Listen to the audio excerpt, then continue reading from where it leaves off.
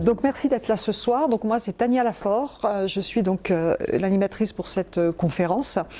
Je suis infirmière de formation, enfin il y a très longtemps. J'étais infirmière et je suis tombée dans la PNL quand j'avais 20 ans, donc ça fait un bal, j'ai 58 ans. Et je commençais à lire d'abord beaucoup de choses et puis à me former. Et puis tout ça pour en faire mon métier il y a maintenant 15 ans. Donc j'ai plusieurs casquettes, je dirige ce centre de formation réactive. Je donne des formations en PNL, en hypnose, en cohérence cardiaque aussi. Et j'ai un cabinet dans lequel je reçois des personnes en thérapie ou en coaching. Et je travaille aussi dans les entreprises où j'interviens dans les formations en entreprise, dans différents milieux d'entreprise. Voilà. Donc je suis ravie de vous accueillir ce soir et effectivement le sujet de la communication c'est un sujet qui attire en général pas mal de monde et donc savoir s'affirmer, l'idée c'est de voir un petit peu, de vous faire découvrir c'est quoi finalement l'affirmation de soi, de vous donner quelques clés, de faire des liens avec la PNL, sachant qu'on a 1 heure de formation, donc la PNL, on a des cursus de 50 jours. Donc je vous donnerai des clés en relation avec ça. Et puis ensuite, si vous avez envie d'aller plus loin, bien sûr, il y a les formations, il y a aussi la journée porte ouverte, vous avez des tonnes, vous avez une douzaine de conférences le 23 mars, je vous invite vraiment à venir. Et puis sur la chaîne YouTube, vous avez aussi plein de contenus, enfin plein de choses pour déjà apprendre un certain nombre de choses. Donc l'idée c'est savoir s'affirmer. Pour vous déjà l'affirmation de soi c'est quoi? Si vous deviez me donner un exemple, c'est quoi vous s'affirmer? Commencer par savoir dire non, ce qui est très difficile dans le travail. Absolument, commencer par savoir dire non. Savoir dire non c'est une façon de s'affirmer et c'est pas toujours facile. D'accord? Et qu'est-ce qui fait finalement que parfois on n'arrive pas à dire non? La culpabilité. La culpabilité par rapport à quoi? Ça, il y en a plein. Ouais. Au niveau professionnel, qu'ils soient en difficulté de personnel et qu'on est obligé de dire oui parce qu'ils vont être coincés. Oui, parce qu'on pense aux personnes qui vont être coincées et du coup on se sent obligé de dire oui pour remplacer, etc., etc. Alors que si je me focalise sur mes besoins, peut-être que c'est pas vraiment le moment et que j'ai besoin d'autre chose. Donc effectivement, savoir dire non, ça fait partie des outils qu'on a besoin de développer pour s'affirmer. D'autres choses qui vous viennent quand on parle de l'affirmation de soi? Être en accord avec soi-même. Être en accord avec soi-même, on est bien d'accord. C'est-à-dire savoir qu'est-ce que j'accepte pas, qu'est-ce qui est important pour moi et quelle est la limite justement. Et on va voir qu'effectivement l'affirmation de soi, c'est un sujet important et il y a tellement de facteurs qui fait qu'on peut ne pas s'affirmer ou alors s'affirmer, c'est-à-dire donner son point de vue, mais on le fait avec de l'agressivité et donc ça passe pas non plus. Et moi, ce que je regrette beaucoup, c'est justement qu'il n'y a pas de cours de communication interpersonnelle à l'école. Je ne sais pas ce que vous en pensez, mais je pense que quand on sait comment fonctionne le cerveau, quand on connaît la communication, pour moi, dès l'école primaire, on devrait avoir des cours de communication interpersonnelle. Et jamais trop tard, la preuve. Et voilà. Donc effectivement, quand on parle d'affirmation de soi, globalement, il y a des personnes qui pensent être affirmées, mais en fait qui ont un comportement plutôt agressif. C'est-à-dire qu'ils vont vous rentrer dans l'art, qui vont dire ce qu'ils ont envie, qui vont imposer leur point de vue, mais de façon agressive. Ça, c'est pas de l'affirmation, d'accord ? Et puis il y a des personnes, on parlait tout à l'heure qu'on va dire plutôt côté passif, c'est-à-dire je ne sais pas dire non. D'accord?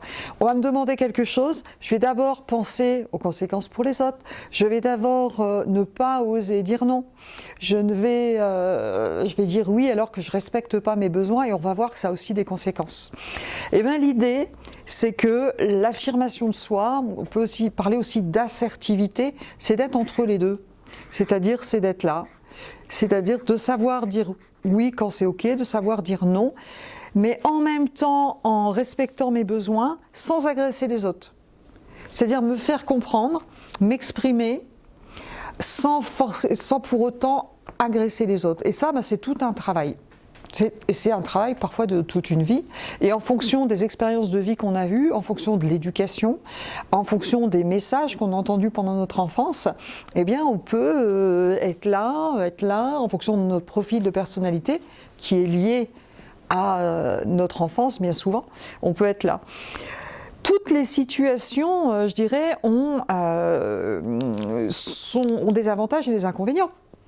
Souvent, quand on est plutôt côté passif, c'est-à-dire qu'on va dire plutôt oui, on va avoir du mal à dire non, on va plutôt faire, je dirais, profil bas, si j'ose m'exprimer ainsi, mais je dis oui à tout, et souvent il y a des avantages, c'est que du coup, on n'a pas de conflit. En tout cas, pas de conflit à l'extérieur, parce qu'on peut très bien avoir des conflits internes. Je dis oui alors que j'ai pas forcément envie. Ça vous parle, ça ?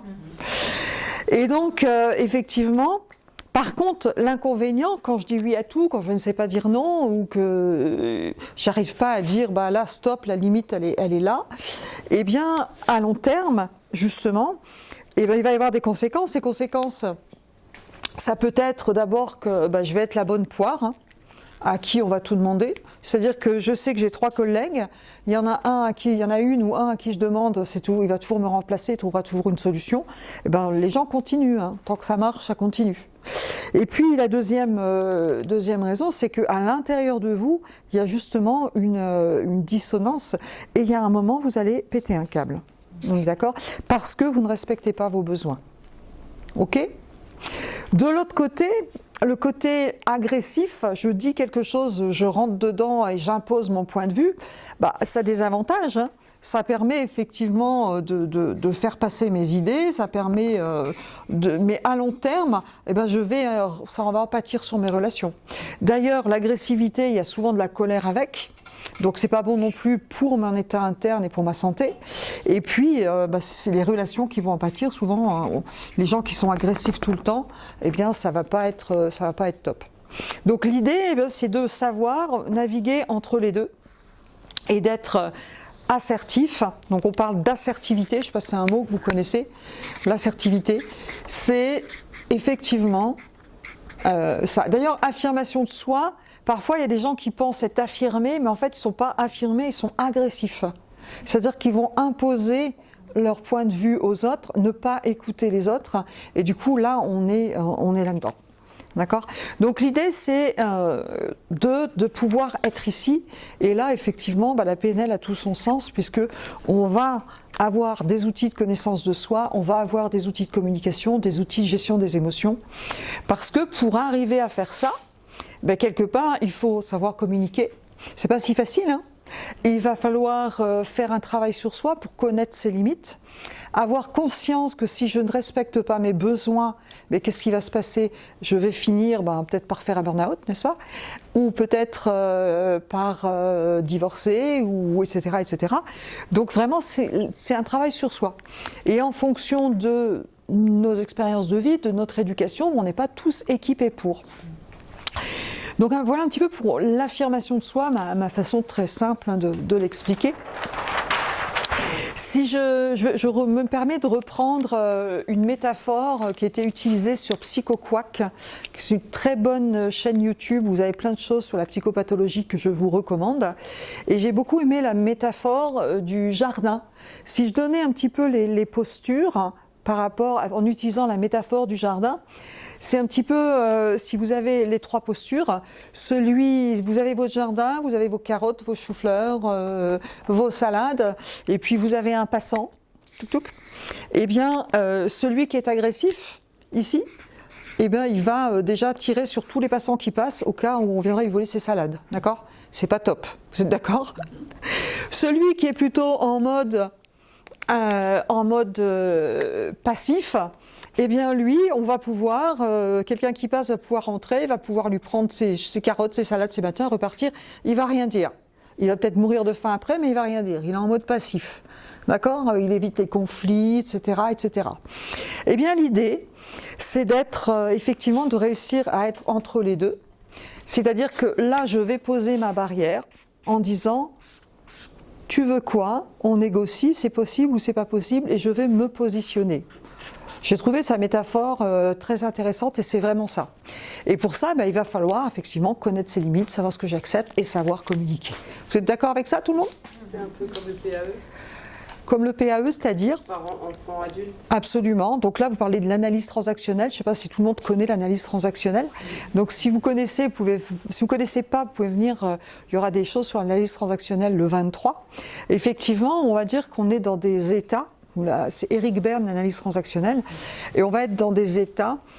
Je parle de des états adultes, parents ou enfants. Et parfois, on peut être. Et quand on échange dans les interactions sociales, on peut, par exemple, avoir parlé comme un parent normatif. C'est comme ça qu'on fait, range ta chambre, etc. Et puis, du coup, qu'est-ce que ça va provoquer en face dans l'interaction?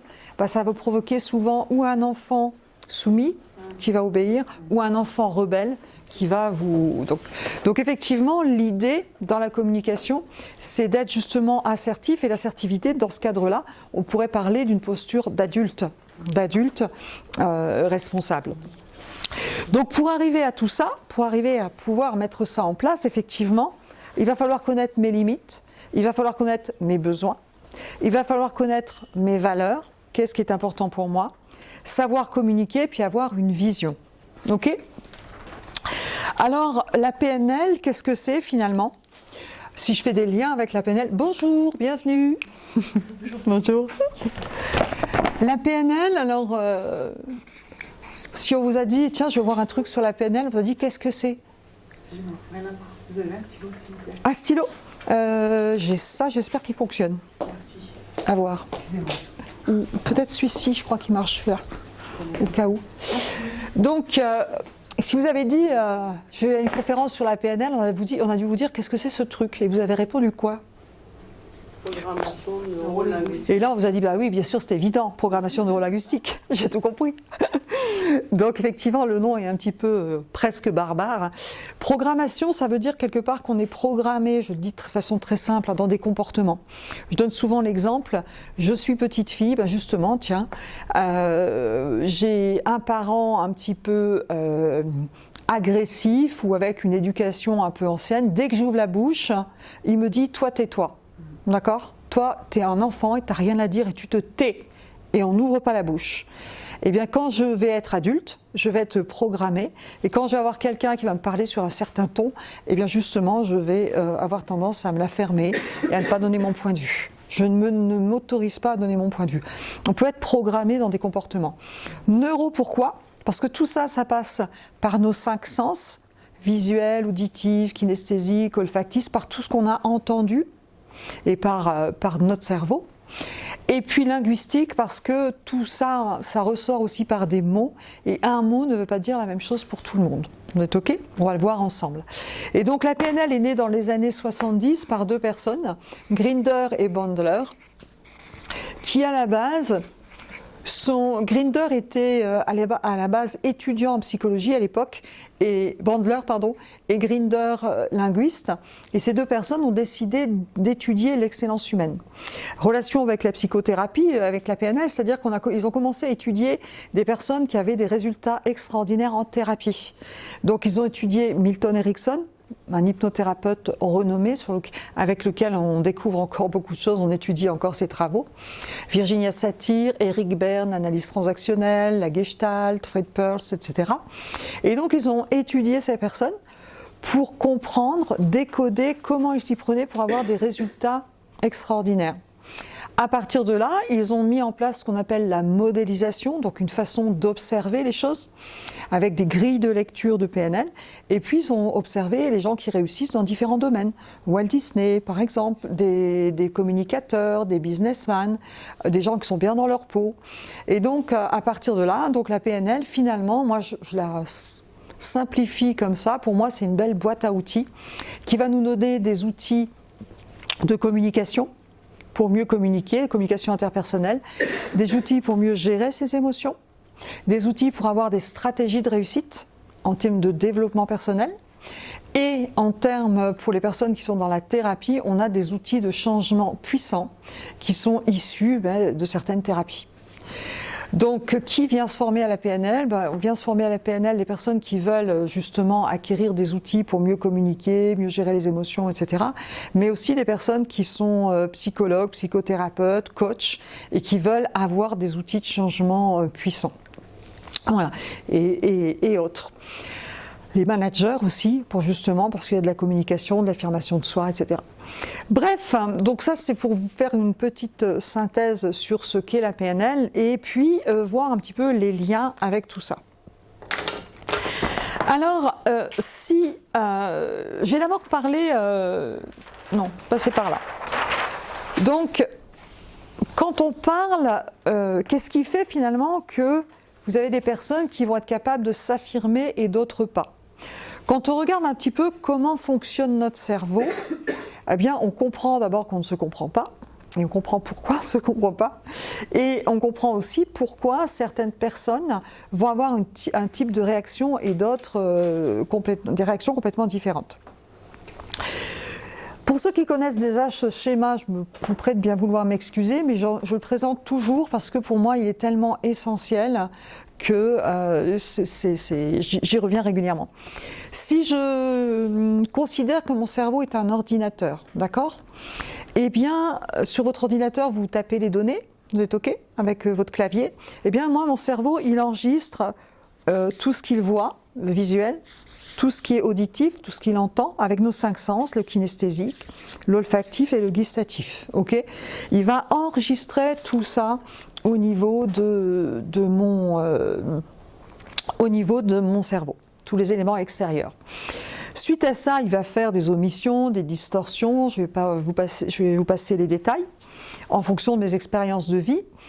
En fonction de mes expériences de vie, c'est-à-dire de ce que j'ai vécu, enfant, adulte, de ce que m'ont transmis mes parents, en fonction de mes croyances, c'est-à-dire ce que je crois de moi, ce que je crois de la vie, ce que je crois de mes capacités, ma vision du monde, en fonction de mes valeurs, ce qui est important pour moi, eh bien mon cerveau ne peut pas tout traiter, les éléments, d'accord ?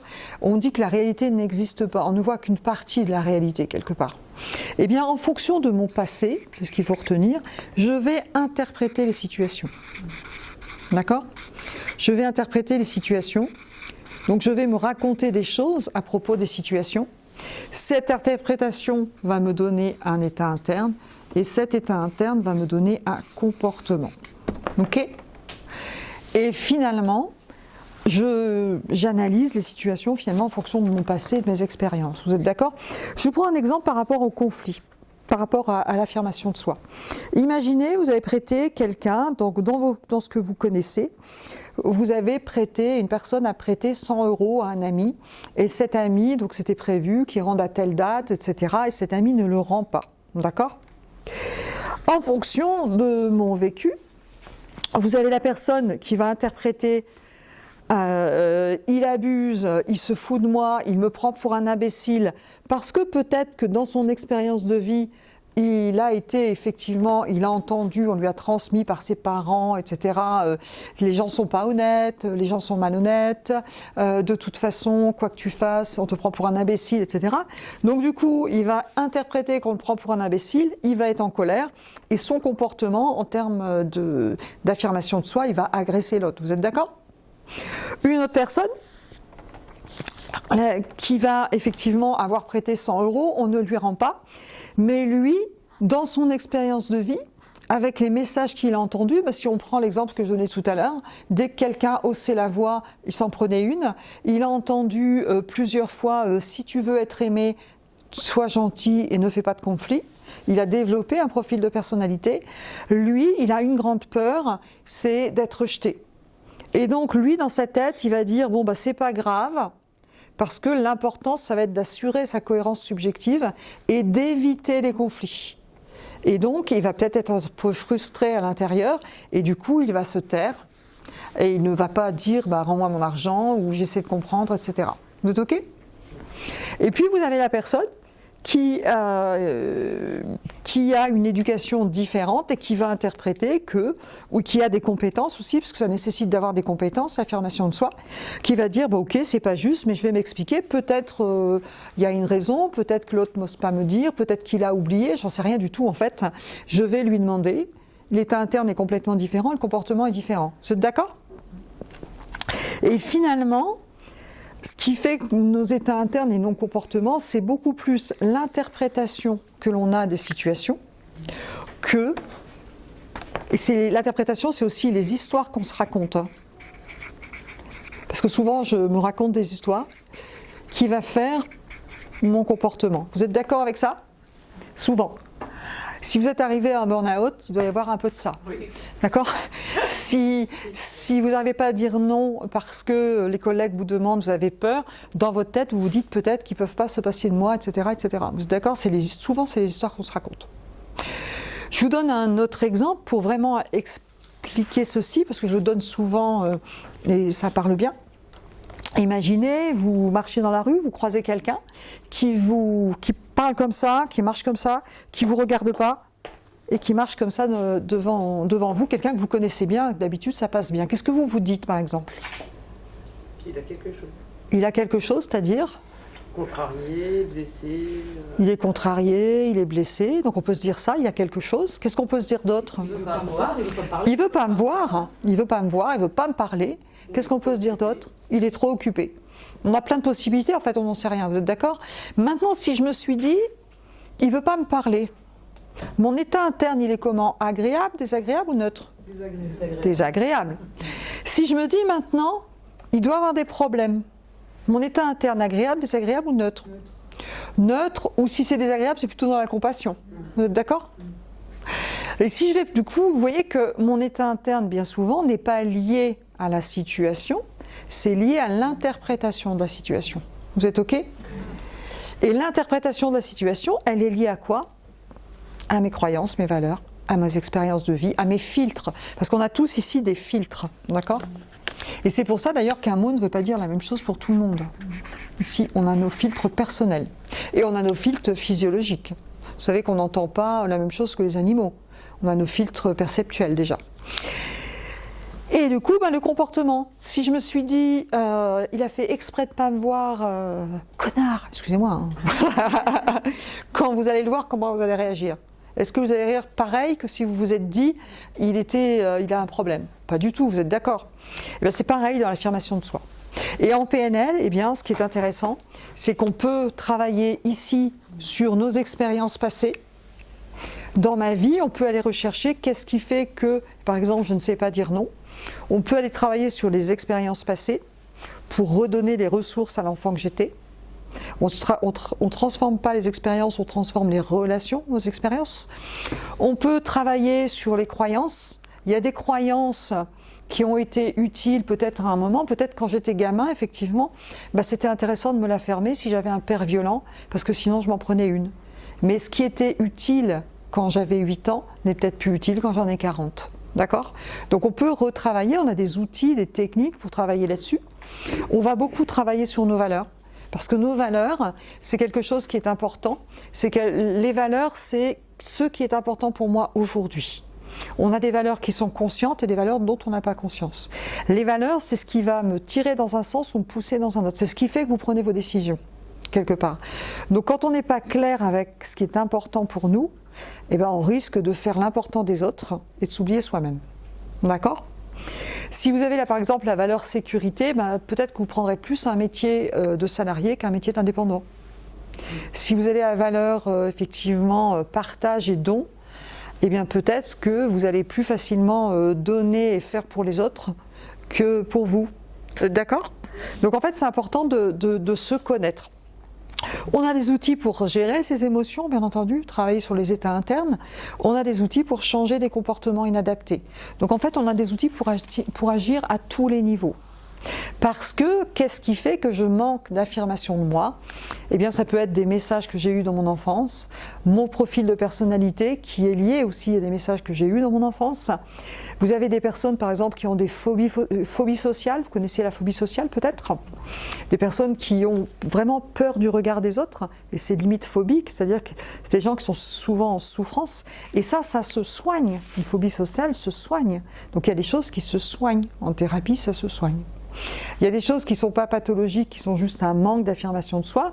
Mais par exemple, quand on travaille avec des personnes qui ont des phobies sociales, on a en thérapie comportementale et cognitive, je faisais ça pendant un temps, on faisait des groupes d'affirmation de soi, avec un parcours pour apprendre à communiquer, pour apprendre à répondre à une critique, pour oser parler.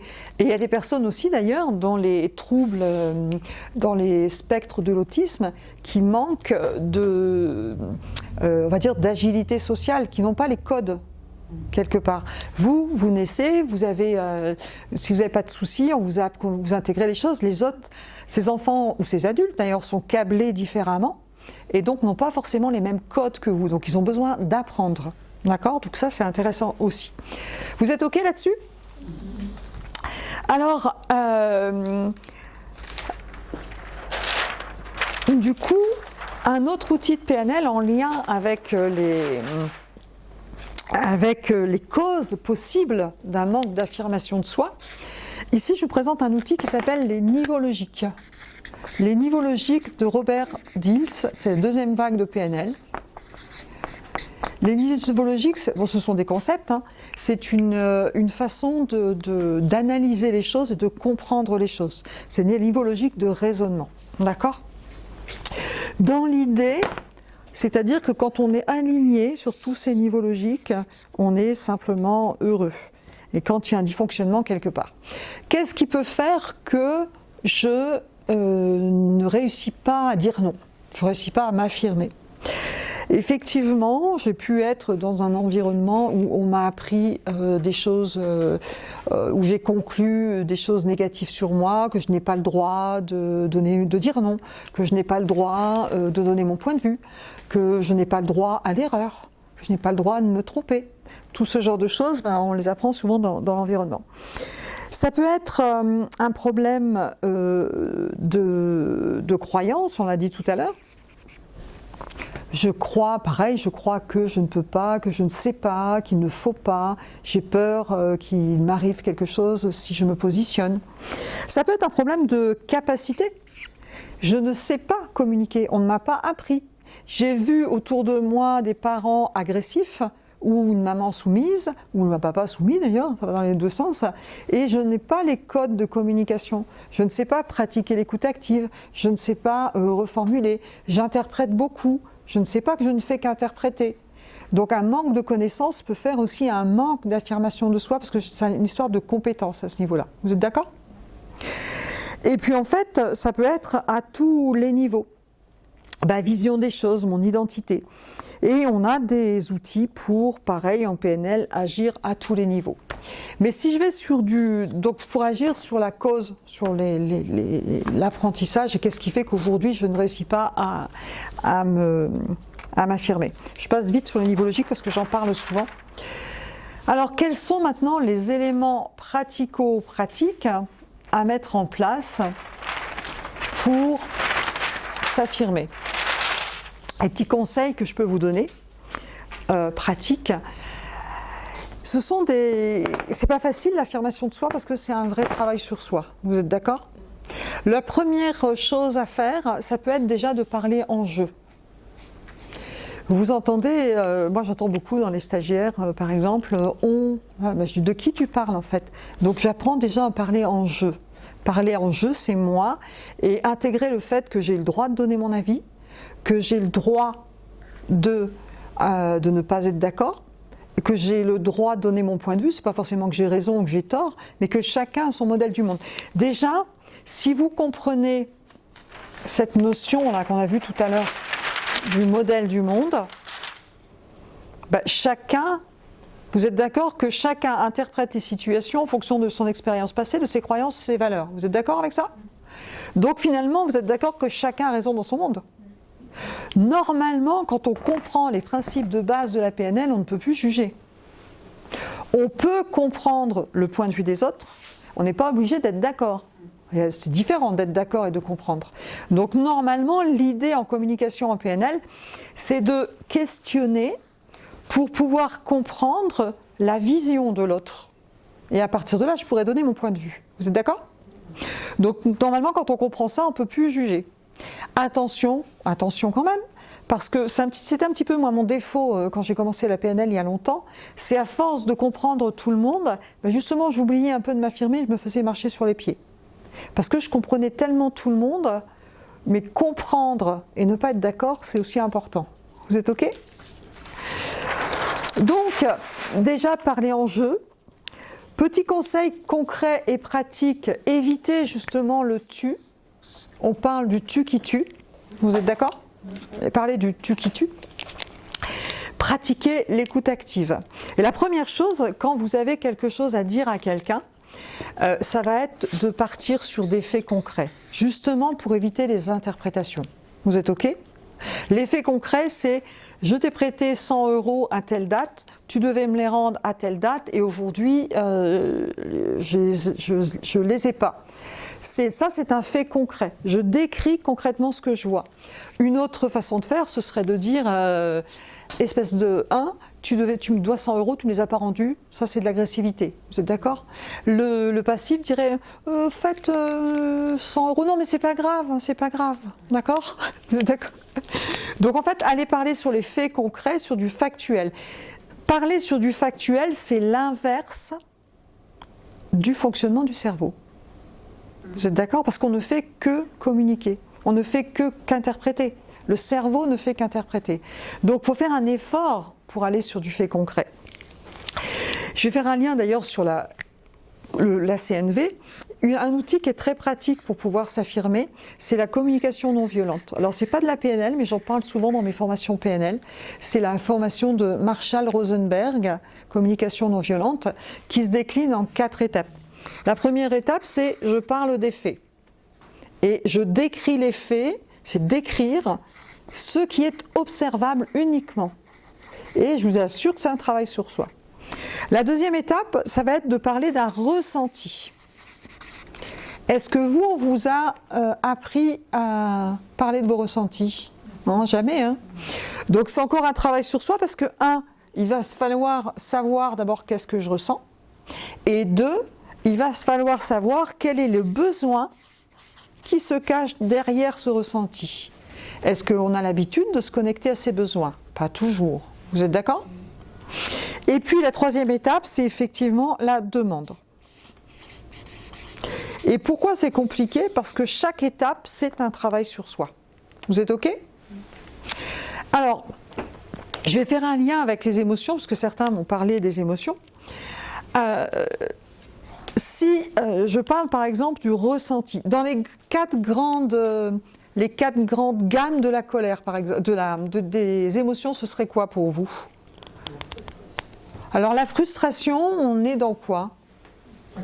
Les émotions pures, enfin pures, la colère, la tristesse, la joie. Si vous n'avez pas vu Vice Versa, le dessin animé, je vous conseille de le voir. Il y a le 2 qui sort là? Super. Et la tristesse, la colère, la joie, la peur. Alors l'anxiété, on est dans la gamme de la peur. D'accord? Et il y a aussi donc le dégoût, la surprise. Après on a tout. En fonction des études, on en décrit 4 ou 6, en fonction de qui décrit les émotions, et ensuite on a les sous-émotions. Je vais partir sur ces 4-là. Et en fait, ce qu'il faut comprendre, c'est que quand vous ressentez une émotion, la première chose, c'est il n'y a pas une émotion positive ou négative. Elles sont toutes utiles. Vous êtes d'accord? Elles sont toutes utiles parce qu'une émotion, c'est ex movere, ça veut dire bouge tes fesses pour aller faire quelque chose, pour répondre à ton besoin. D'accord? Sachant que, attention, je peux ressentir quelque chose du fait de mon interprétation et pas du fait de quelque chose de factuel. Donc la première question à vous poser quand vous ressentez quelque chose, c'est de vous dire, 1, est-ce que c'est factuel ou est-ce que je suis en train d'interpréter? Vous êtes OK? Si je suis en train d'interpréter, je dis stop, je vais vérifier les faits, je vais uniquement me poser sur les faits et j'arrête de me faire du mouron pour rien, tant que ce n'est pas factuel. Vous êtes OK avec ça? Et les émotions, donc, elles sont là pour vous donner un message. Je vais faire très très simple, ça c'est tiré de l'analyse transactionnelle. La colère, quand j'ai une émotion plutôt désagréable, c'est qu'il y a un problème. C'est que je ne réponds pas à mes besoins. La colère, d'après vous, c'est un problème de quoi? D'ego. D'ego, c'est-à-dire? Si on se sent en désaccord avec la situation et que... Effectivement, il y a une notion de désaccord avec une situation. Frustration. Un besoin non respecté, on est d'accord.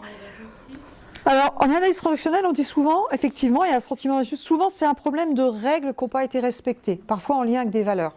Vous êtes d'accord? Système de valeurs, j'ai par exemple la valeur respect. Et quand j'ai mon système de valeurs, derrière, je vais mettre des règles avec mes valeurs, qui sont mes règles.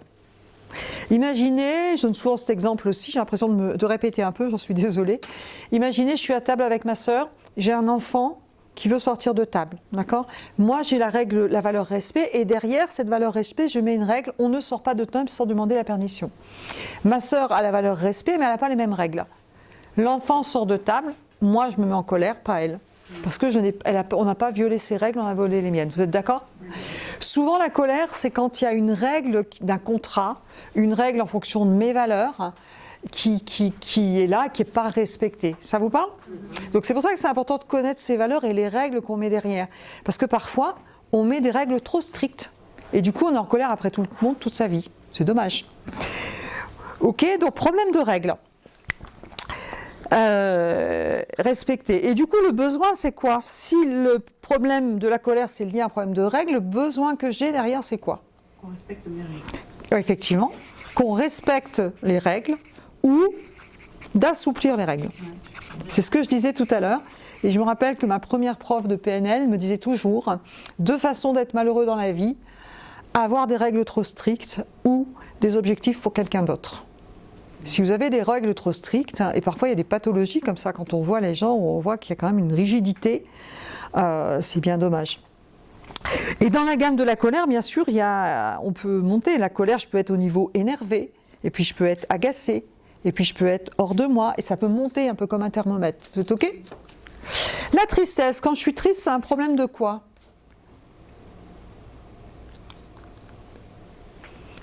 Quand vous avez été triste dans votre vie, qu'est-ce qui s'est passé pour vous? Je prends conscience que quelque chose s'arrête, quoi. Quelque chose s'arrête, c'est un problème de perte. Vous êtes d'accord? Ça peut être la perte d'un job, ça peut être la perte d'une personne, la perte de liens souvent. D'accord? Et du coup, le besoin qu'il y a derrière, c'est quoi? Retrouver la joie. Effectivement, c'est retrouver la joie, c'est d'être réconforté en général. Et puis de passer à autre chose, bien souvent. D'accord? C'est fini, je dois passer à autre chose. Ok? Et j'aime beaucoup sur la chaîne Tout le monde s'en fout de YouTube, que je vous invite à regarder. C'est vraiment ce qu'il explique, et c'est mon cerveau a compris que c'était fini, mais pas moi. Et si je passe à autre chose, j'arrête d'être triste. C'est facile à dire, vous allez dire. Hein? Donc il y a des outils pour accompagner ça. La peur, c'est un problème de quoi, la peur? L'inconnu. Alors la peur de l'inconnu, c'est un problème. Quand vous avez peur de l'inconnu, vous avez peur de quoi? Étranger. Étranger. Si je vous dis sécurité, ça vous parle? Je ne me sens pas en sécurité. Et la peur, c'est pareil. Ça peut être, je suis un petit peu inquiet. Est-ce que je vais être capable dans ce nouveau job? Je peux être angoissé. Je peux être anxieux. Mais il me regarde, qu'est-ce qu'il me veut? Vous voyez, il y a des liens avec tout, jusqu'à être terrorisé. C'est un problème de sécurité qui est réel, parce que les émotions sont là pour nous protéger, hein, la peur elle est là pour nous protéger, ou dans ma tête. Vous êtes d'accord? Et du coup, j'ai besoin de quoi? Le besoin qu'il y a derrière, c'est d'être quoi? Rassuré. Rassuré, absolument. J'ai besoin d'être rassuré. Et si vous avez quelqu'un du coup en face de vous qui a peur, c'est pas la peine de les reconforter. Ce qu'il a besoin, c'est d'être rassuré. Vous êtes d'accord? Un enfant qui a peur, il a besoin d'être rassuré.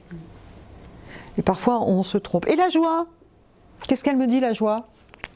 Je suis en accord avec moi-même. Et voilà, elle me dit c'est OK pour tes valeurs et tes besoins. Et elle me dit quoi? Elle me dit continue et va fêter ça. Voilà. Célèbre. Partage, célèbre. Enfin, je vais faire que des alcooliques, je dis dans mes formations, c'est apéro. Mais non, pas que. Pas que. D'accord?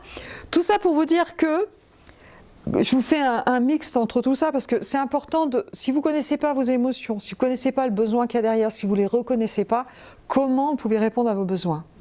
D'accord? Et du coup, vous allez répondre aux besoins des autres. Et en termes d'affirmation de soi, c'est pas top. Vous êtes OK? Donc la communication non violente, c'est un outil très intéressant pour s'affirmer. L'idée, c'est je décris les faits. Ça peut être je t'ai prêté 100 € il y a 2 mois. Ce qui était prévu, c'est que tu me les rendes il y a 1 mois déjà.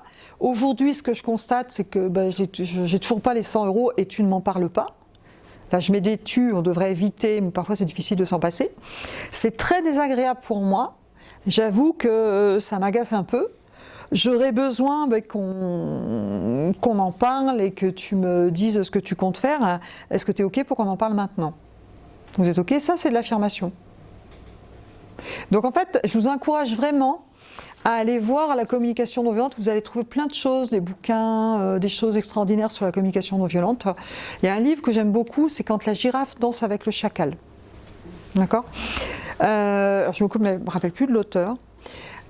Et j'aime beaucoup parce que la symbolique de la communication non violente, c'est la girafe et le chacal. La girafe, pourquoi? Parce qu'avec son grand cou, c'est le symbole de la prise de hauteur, de recul. Et pour aller irriguer son cerveau tout là-haut, eh bien, elle a un grand cœur qui est le symbole de la bienveillance. Et le chacal, vous voyez ce que je veux dire? Voilà. Et parfois, on peut avoir, et j'aime beaucoup l'image de ce livre, on peut avoir une prise de recul de girafe, mais quand même des petites oreilles de chacal. Et sélectionner tout ce qui va faire qu'on va être agressif, etc., parce qu'on ne fait qu'interpréter. Vous êtes OK? On peut avoir parfois une grande prise de recul de girafe, et puis quand même une petite gueule de chacal. Vous êtes OK? Donc en fait c'est intéressant, c'est vraiment un travail sur soi, et on est avec ce qu'on a appris, etc. Donc communication non violente, je vous invite vraiment à creuser. Là je le présente avec ça en lien, mais on peut faire complètement différemment. C'est vraiment un travail sur soi. Ça paraît simple, c'est pas si simple que ça. D'accord? Les conseils concrets et pratiques pour l'affirmation de soi, c'est effectivement toujours revenir sur les faits, éviter les interprétations. La CNV. En PNL, vous allez avoir des outils où on va vous apprendre à travailler l'écoute active. C'est-à-dire, j'écoute la personne, je reformule et je vais questionner pour comprendre sa vision des choses, son modèle du monde. Et une fois seulement que la personne, je lui ai montré que j'ai compris et j'ai reformulé, que j'ai compris son point de vue, seulement là, je donne le mien. Seulement là. Pourquoi? Parce que 100% des gens veulent être écoutés, ils ne veulent pas toujours avoir raison. Bon, il y en a qui veulent toujours avoir raison quand même, hein. Mais une fois que vous avez montré à la personne que vous l'avez entendue, là, elle peut ouvrir ses oreilles pour vous écouter. Tant que vous n'avez pas fait ça, vous perdez votre énergie, vous perdez votre temps. La personne dans sa tête, elle va être en train de réfléchir à comment elle va vous contrer. Vous voyez ce que je veux dire? Donc dans l'affirmation de soi, passer d'une boucle nœud relationnel à une boucle relationnelle, c'est vraiment ça. C'est plutôt que donner mon point de vue tout de suite, je reformule, je questionne pour comprendre le modèle du monde de l'autre. Et je lui dis, si j'ai bien compris ce que tu m'as dit, ton point de vue c'est ça. Je peux même accueillir, dire, écoute, si j'étais à ta place avec les mêmes données, certainement que je penserais pareil. Effectivement, si j'étais à la place de l'autre personne, j'aurais ces expériences de vie, j'aurais le même modèle du monde, vous êtes d'accord? C'est juste. Est-ce que maintenant, tu es OK pour que je te donne mon point de vue? Je ne dis pas que c'est tout gagné, mais vous avez déjà beaucoup plus de chances que la personne vous écoute que si vous ne dites rien, si vous donnez votre point de vue tout de suite. Vous êtes OK? Donc l'écoute active, ces techniques-là, la gestion des émotions, parce qu'effectivement, si vous êtes hors de vous, parfois, il vaut mieux prendre du recul et revenir quand vous êtes calmé. Un excès de colère ne va pas vous aider à être assertif. Réfléchissez, soufflez, respirez, faites un tour. Et vous n'êtes pas non plus, quand on vous demande quelque chose, de dire oui tout de suite. Souvent, alors en fonction des profils de personnalité, dont le mien, qui est un driver dépêche-toi, c'est-à-dire je fais tout vite. Voilà. Donc on me demande un truc et je me suis soignée. Hein. Avant, je répondais tout de suite. Mais non, maintenant, c'est OK. Est-ce que je peux te répondre dans 1 heure? Réfléchissez, posez-vous, quels sont mes besoins, et après, vous n'êtes pas obligé de répondre tout de suite, souvent on s'impose de répondre tout de suite. Et si la personne insiste, c'est j'ai besoin d'1 heure pour te répondre. C'est pas oui, c'est pas non, c'est j'ai besoin d'1 heure pour te répondre. Je veux une réponse tout de suite aussi. Eh ben, t'attendras 1 heure, mon chéri. 1 heure. Ok? Prendre son temps, vous n'êtes pas obligé de tout de suite. Maintenant, l'affirmation de soi, c'est aussi de l'autre côté. Quand vous allez faire une remarque, vous pouvez dire tout ça. Mais quand on vous fait une remarque à vous, on vient vous critiquer, d'accord? Ça doit vous parler? Eh bien, demandez, petite astuce, c'est demander des faits concrets. Donne-moi un événement précis, donne-moi des faits concrets. C'était quand, c'était où, qu'est-ce que j'ai fait? Donne-moi, parce que sinon la personne qui vous, si vous tombez en plus sur des gens un petit peu harceleurs ou pervers narcissiques ou agressifs, etc., ils vont vous donner leur point de vue. Vous revenez toujours sur des faits concrets. Revenir sur des faits concrets, ça va vous permettre, de voir si effectivement vous avez bugué, puis vous n'avez pas été très cool dans votre... Parce qu'on est juste des êtres humains, on n'est pas parfait. Hein. Et puis ça vous permettra de voir aussi si la personne elle en rajoute ou pas. Ou en tout cas de comprendre son modèle du monde, si c'est son vrai vécu. Vous êtes OK? Reformulez toujours ce que dit la personne. Et face à un passif agressif, toujours vous avez des profils de personnalité. Moi, j'avais dans mon entourage quelqu'un qui était vraiment pervers narcissique, mais le vrai pervers narcissique. On colle l'étiquette de pervers narcissique à tout le monde aujourd'hui. C'est pas ça, mais quelqu'un qui est vraiment un problème de personnalité derrière. Donc, les gens qui sont comme ça, ce sont des gens qui vont affirmer des choses, dire l'inverse après, vous dévaloriser, dire des choses qui n'ont pas de sens. Le top du top avec ces gens-là, c'est reformuler les faits. Et ce sont des gens aussi qui vont dire quelque chose puis qui vont tout de suite changer d'avis. Ils vous balancent un scud dans la tête et ils vont pas changer d'avis, ils vont changer de sujet. Ils vont passer à autre chose. Et si vous leur dites « répète-moi ce que tu viens de me dire, ce que tu me dis c'est ça, etc. » ils vont encore changer de sujet. Parce qu'ils n'acceptent pas ça. Eh bien le disque rayé, c'est ce qu'on enseigne quand on fait de la thérapie comportementale. Comme les enfants, vous savez, je veux du chocolat, je veux du chocolat. Vous répétez, tant que la personne n'a pas répondu à la question, vous faites le disque rayé tout en restant très calme. Je vous garantis que quand vous faites ça, surtout si c'est de l'abus, on ne vous embêtera plus. Si c'est de l'abus, d'accord ? Et si ce n'est pas de l'abus, s'il y a un problème à régler, vous partez sur des faits, vous allez régler le problème. On est des êtres humains, on a droit à l'erreur aussi. Et on n'est pas parfait, et il y a des jours où on est peut-être moins en forme que d'autres, et en termes d'efficacité professionnelle, et en termes de relations, on est des êtres humains. Vous êtes OK ? Donc, la technique du liste, ne pas lutter quand vous êtes face à des personnes comme ça. L'idée, pour être capable de s'affirmer, c'est de se connaître ses valeurs, connaître ses besoins. Avoir des outils de communication et puis surtout des choses qu'on n'a peut-être pas appris étant petit. J'ai le droit d'exprimer mon ressenti, ce qui n'est pas forcément dans notre culture ou en entreprise, mais j'ai le droit d'exprimer mon ressenti, d'accord ? J'ai le droit de donner mon avis, j'ai le droit de ne pas être d'accord et tu as le droit aussi de ne pas être d'accord avec moi. J'ai le droit de me tromper, d'accord ? Je ne suis pas obligée d'être parfait. J'ai quand même un job à faire en entreprise. Et j'ai le droit de respecter la vie de l'autre. Je veux dire que si des gens mettaient ça, la planète serait beaucoup plus tranquille quand même. Vous n'êtes pas d'accord ? On devrait commencer par les écoles. On devrait commencer par les écoles. J'ai travaillé, j'interviens de temps en temps dans les écoles, pas souvent malheureusement. Je dirais qu'il y a beaucoup de CAPSI qui seraient détectés à temps pour pas qu'on les ait en intervention. Ils ne seraient pas en train de faire des tentatives de suicide parce qu'ils seraient pris à temps. Bien sûr, c'est sûr. Il y a beaucoup de choses à faire. Un dernier petit schéma pour vous dire à quel point ça reste important de respecter vos besoins. Un schéma qui est tiré de la Gestalt. Vous avez des besoins, vous êtes d'accord ? Vous avez des besoins de matériel, des besoins d'affection, vous avez des besoins. Et parfois, on ne respecte pas ces besoins. Parce que justement, on ne sait pas dire non, parce qu'on a peur que nos collègues soient débordés, parce que, etc., etc., etc. Et quand on ne respecte pas nos besoins, il y a quelque chose qui se produit. Vous allez me dire, vous, si vous vous retrouvez dans ces situations, vous êtes OK ? Alors, je donne souvent un exemple. Imaginez, monsieur travaille dans une entreprise. Voilà. Et puis, monsieur travaille plutôt bien, et puis son patron lui dit, écoute, c'était pas prévu, je suis super content de ton travail, mais demain, il y a le CODIR qui vient, et puis il y a les États-Unis là qui viennent, Si tu veux, c'est vraiment ta choix, c'est comme tu veux, présente ce dossier et tu auras peut-être une promotion, mais c'est toi qui, je t'oblige pas, c'est vraiment toi qui veux, etc. Non, non, oh là là, les interprétations. J'ai vu ce...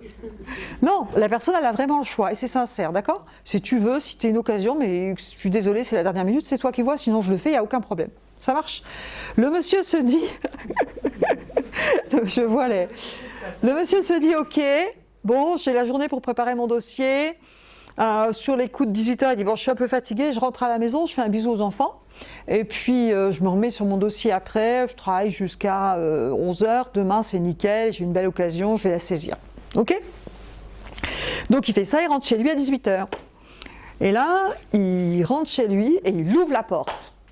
Et là, il y a sa femme qui lui dit, avec tous ses copains qui sont là, « Bon anniversaire, mon chéri !» Surprise. Et alors, il se dit, je ne peux pas faire ça à ma femme, elle a tout préparé, puis voilà, je ne dis rien. Ça va, avec un peu de chance, ils ne vont pas partir trop tard. Je suis dans la fuite de mes besoins. Vous êtes d'accord avec ça? Et puis il se dit en plus, écoutez, avec un peu de chance, c'est la semaine, ils ne vont pas partir tard, je m'y mettrai un peu plus tard, ça va aller, je dis rien, je ne vais quand même pas faire ça à ma femme. D'accord? Et puis voilà, et ça continue. Et il va donc, et ils partent pas parce que eux c'était prévu, ça fait 6 mois que c'était prévu le truc, eux ils ont pris la soirée le lendemain et tout quoi. Donc ils se suradaptent, d'accord? Ils répondent toujours pas à ses besoins, c'est la suradaptation. Vous êtes ok? Et puis après, quand on suradapte, à l'intérieur il se passe quand même des trucs. Hein. Alors on le voit, hein, il commence à bouger comme ça, il commence à regarder sa montre, toujours en souriant, hein, mais quand même. Et puis au bout d'un moment, il y a le gamin qui passe, qui n'a rien demandé à personne. T'arrêtes! Il commence. Avant il était agité, l'agitation, et là devant le gamin, il commence à être en colère, il commence à être agressif. Ou agressif avec lui-même. Mais quel con, j'aurais pas dû faire ça, j'aurais dû lui dire, comment je vais faire maintenant, etc. etc. Vous êtes d'accord? Ça ne peut pas arriver ça déjà? Non? Ça, je vous donne un exemple sur du court terme. Si ça dure sur du long terme, ça c'est l'histoire de mon divorce. Si ça dure sur du long terme, après, qu'est-ce qui se passe? Le cerveau coupe les besoins et on est dans l'apathie. Et on ne régit plus. Vous êtes d'accord? Et ça, c'est à peu près sûr, hein, vraiment. Qui a déjà vécu ce genre de choses? Levez la main. Que je sache si je dis des belles choses ou pas. Jamais? Si, un peu. Je pense que c'est l'être humain, on apprend. Alors, il y a d'autres façons de faire, hein, d'accord? Et je peux vous garantir que quand vous avez vraiment compris ça, ça fait partie de la connaissance de soi, vous pouvez passer à autre chose. Et bien, qu'est-ce qu'il aurait pu faire, ce monsieur? La première chose, c'est être conscient, parce que parfois, on est tellement dans la course qu'on n'est même pas conscient de ses besoins. Vous êtes d'accord? On n'est même pas conscient qu'on a besoin de se reposer, on n'est même pas conscient que c'est pas le moment d'aller faire la fête ou que c'est pas le moment de faire 10 km en voiture pour faire plaisir à mon gamin parce qu'il a oublié son paquet de chips, je dis n'importe quoi, vous êtes d'accord? On n'est pas forcément conscient de ses besoins parce qu'on est dans le tout de suite, le maintenant. 1, c'est d'être conscient de ses besoins. 2, ça pourrait être, je réfléchis aux options possibles. Quelles sont les options? Qu'est-ce qu'il aurait pu faire ce monsieur? Il va prévenir ses amis en disant j'ai un challenge demain, je suis super content de vous voir, mais voilà. très sincèrement à 22h. Voilà, il aurait pu dire voilà, je suis content de vous voir, mais c'était pas prévu, j'ai un challenge, je ne peux pas, etc. Ou essayer de prévenir aussi son collègue. Prévenir son collègue en disant je laisse tomber l'affaire et puis tant pis, mais en même temps il va être frustré parce qu'il avait ce projet. Il aurait pu dire aussi à sa femme écoute, moi je suis pas avec vous, je m'en vais, je vais ailleurs. Ça n'aurait pas été cool pour la femme non plus. Mais l'idée c'est c'est comme la créativité. Je prends toutes les options possibles, je réfléchis mais vraiment à tout ce qui est possible et je vois avantages, inconvénients et risques. Et une fois que j'ai évalué tout ça, eh bien, je fais un choix. Il n'y a pas toujours un choix parfait, hein, mais c'est mon choix. Et il est pris en réflexion. D'accord? Et plus fort, Je passe à l'action, c'est-à-dire je fais ce que j'ai choisi. Et bien quand il se passe ça, mon cerveau enregistre que c'est ok, je peux répondre à mes besoins, j'augmente la confiance en moi, j'augmente mon leadership. Par contre, pour pouvoir faire ça, il vous faut des outils de communication. En fait, vous n'avez pas le choix que de venir à la formation PNL, on est d'accord? Il y en a plusieurs. Non, je plaisante, pardon? Il y en a plusieurs de formations. Moi, c'est surtout ça que je comprends pas. Plusieurs formations. Laquelle choisir, en fait? Alors, ici, dans ce centre, des formations de communication, il y en a dans beaucoup de centres, hein, je vais parler des miennes. Vous avez, pour la PNL, le cursus PNL, vous avez les bases PNL. Vous avez vraiment les fondamentaux sur la communication, la gestion des émotions, la compréhension de l'être humain. Ensuite, on a le technicien PNL, où on va avoir des outils de communication plus performants, des outils de gestion des émotions plus performants. Ça dure 7 jours. Avec une certification, et ensuite on a le praticien où on commence à avoir des outils de changement vraiment puissants. On va travailler sur l'identité au niveau du praticien. Et ensuite il y a le maître praticien. Eh ben oui. Ça dépend jusque vous voulez. Ah si, le praticien, en fait quand vous faites ces formations, vous avez toujours 3 postures. Vous avez la posture où quelqu'un va vous questionner, donc vous travaillez sur vous. C'est supervisé, hein, il y a toujours un formateur qui est là. Vous avez la posture où vous faites faire l'exercice à l'autre, même si vous n'avez pas envie d'être dans l'accompagnement. Ça vous permet d'intégrer la logique de la formation. Et puis vous avez la posture d'observateur. Donc les personnes qui viennent se former dans ce cursus, c'est les personnes qui viennent faire du développement personnel pour travailler sur eux, ou des personnes qui veulent devenir accompagnants parce qu'ils vont avoir des outils d'accompagnement qu'ils pourront réutiliser. C'est les deux, ou des managers ou qui veulent apprendre sur l'être humain. Voilà. Donc après, c'est plus une histoire. Alors il y a la PNL, donc avec ces cursus. Si on veut vraiment un changement jusque l'identité, jusqu'au praticien, c'est bien. Maître praticien, c'est encore mieux, mais c'est quand même des formations qui sont longues. Mais ils sont en présentiel et pas en distance. Alors, on a les bases et le technicien peuvent être en ligne, en distanciel. Mais c'est en ligne, mais supervisé.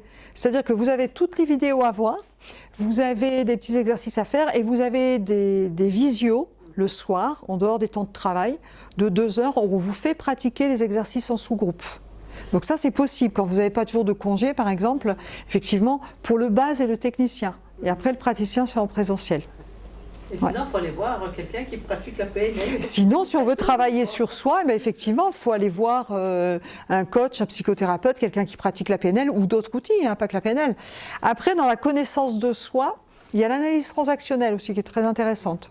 Pour comprendre, en fait, l'analyse transactionnelle, c'est vraiment un outil de compréhension, pour moi, hein, donc analyse, où je m'analyse. Et c'est systémique. Et c'est systémique, absolument. Et puis la PNL, on a des outils plutôt de changement. En tout cas, dans les premiers niveaux de l'analyse transactionnelle.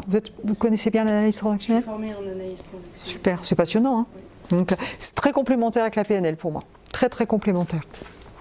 Après, il y a l'énéagramme qui est un outil qui permet de comprendre son profil de personnalité aussi et comprendre les autres.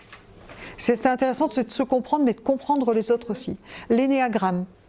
Ça, si, il y a une partie qui se fait en ligne aussi et une partie en présentiel. Voilà. Et après, il y a les formations d'auto-hypnose, etc., etc.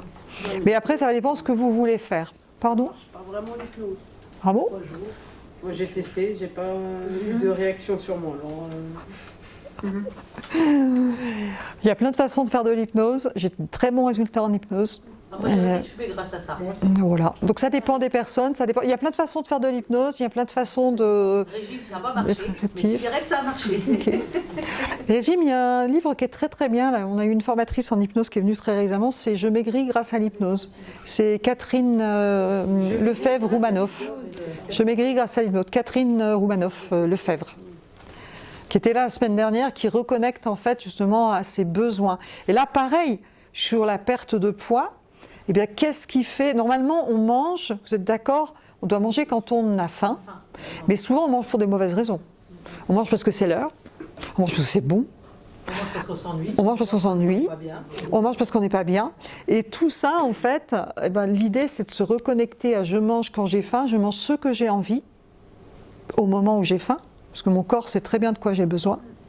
Et qu'est-ce qui fait que souvent je grignote? Souvent c'est des choses émotionnelles de l'enfance ou d'ailleurs qui viennent, ou les émotions, etc., etc. Donc on est exactement dans les mêmes principes. Avez-vous d'autres questions? Alors est-ce que c'est plus clair pour vous? La PNL, c'est comment je ne pourrais pas faire le 3e puisque je ne suis pas du tout dans les mêmes créneaux au niveau de la formation. Créneau horaire, vous voulez dire? Moi, je vous conseille, si vous avez envie de découvrir la PNL, moi, je vous conseille de découvrir les bases. Comme ça, vous vous engagez sur 3 jours. Je devrais peut-être pas dire ça, hein, mais découvrez les bases. Comme ça, vous voyez si ça vous plaît. Vous voyez les formateurs, vous voyez tout ce qui se passe. Et puis après, vous faites le tech, le prat, si vous en avez envie. Moi, je suis pas là pour vendre des formations, à n'importe qui. Il faut vraiment que ça corresponde à vos besoins. C'est important pour moi. C'est pour ça que c'est un centre qui fonctionne bien. Et les tarifs, ils sont où en fait? Les tarifs sont sur le site. Vous faites Mieux Vivre PNL, vous trouverez tous les tarifs. Oui, tout à fait. mieuxvivre.fr, pas PNL d'ailleurs. Si, je ne sais plus. Je sais plus. Ici, vous n'avez pas de centre à Chambéry ou... Non, c'est ici. Non, on est ici. On est ici. Après, si vous avez envie, sur la chaîne YouTube, il y a plein de choses que vous pouvez regarder, que vous pouvez voir. C'est la chaîne liée au centre Oui, tout à fait. La chaîne liée au centre React. Vous tapez Reactive ou Tania Lafort, les deux vous emmèneront sur ma chaîne YouTube. Et là, vous avez plein de choses sur la PNL, sur des podcasts aussi, plein de choses. Plein de choses. Et puis, la journée porte ouverte si vous avez envie. Voilà. Fonctionner aussi avec le compte CPF ou... Alors, ça fonctionnait l'année dernière avec le compte CPF, ça ne fonctionne plus cette année. Parce on devait renouveler et ça n'a pas pu se faire. Donc voilà, c'est bien dommage parce que je pense qu'il y a beaucoup de gens à qui c'est très très utile. Et en termes de compétences transversales au niveau professionnel, c'est juste extraordinaire. Donc voilà. Et vous intervenez dans les entreprises? J'interviens aussi dans les entreprises, oui, tout à fait. Donc ça aussi, ça peut être une possibilité parfois. Pardon ? À la demande de quoi? Du patron? À la demande de la ressources humaines ou du patron. Après, vos entreprises, il y a les CPF, mais vos entreprises ont un budget de formation. On a le co, mais d'accord. On a mais il n'y a rien, il n'y a pas tout ça, quoi. Vous êtes dans quoi? Moi, je suis à l'OPCO, Atlas, et il n'y a pas tout ça, quoi. Ah mais non, alors, donc quand une entreprise, ça dépend pour quelle entreprise vous travaillez. Quand vous avez une entreprise, l'entreprise a un OPCO, donc un organisme qui collecte les fonds. Et donc l'entreprise donne de l'argent que vous utilisez les budgets de formation ou pas. D'accord? Et après, l'OPCO rembourse. Mais vous pouvez aller n'importe où. C'est-à-dire que ce n'est pas l'OPCO, vous pouvez l'organiser. Bien sûr, mais c'est minimal le budget qu'il y a. Ça dépend des entreprises, ça dépend du nombre de salariés, ça dépend de la période auquel vous demandez. Il vaut mieux demander en début d'année, il y a plus de sous. Moi, mon OPCO, il faut être Calliope, il faut être... Je suis Calliope. On est Calliope, oui. Au niveau des financements, on a tout ce qu'il faut pour que les gens puissent être financés. Hein. Après, il faut que l'entreprise, en plan de formation, les entreprises qui prennent. Voilà. Donc vous avez des possibilités après. Par exemple, si je veux prendre la base, c'est tous les combien? On a des bases à peu près toutes les 6 semaines. Toutes les 6 semaines, on débute un cycle. Ouais. Et après, vous pouvez prendre votre temps, puisque comme on a des formations régulièrement, vous pouvez vous dire, je fais tout d'un coup. Les gens qui font ça, par exemple, en université d'été. Et puis il y a les personnes qui disent, une année, je fais un base, l'année d'après, je ferai un tech, l'année d'après, je ferai un prat. Le temps d'intégrer, digérer, pour mettre en pratique. Chacun son rythme, chacun ses besoins, tout à fait. Chacun en fonction de sa vision des choses. Après, moi, il y a beaucoup de choses à intégrer, effectivement. Ce que je fais, ce que j'ai mis en pratique, qui n'existe qu'ici, à ma connaissance, c'est ce que j'appelle un programme d'application pédagogique. C'est-à-dire quand vous faites 3 jours de formation, ensuite, pendant 2 mois, tous les 4 jours, vous recevez un petit message qui vous rappelle un tout petit élément de ce que vous avez vu en formation, avec un petit audio de 5 minutes, pas plus, pour pas que ça vous prenne du temps. Parce que moi, ma détermination, c'est que tout ce que vous apprenez, ça passe dans le quotidien.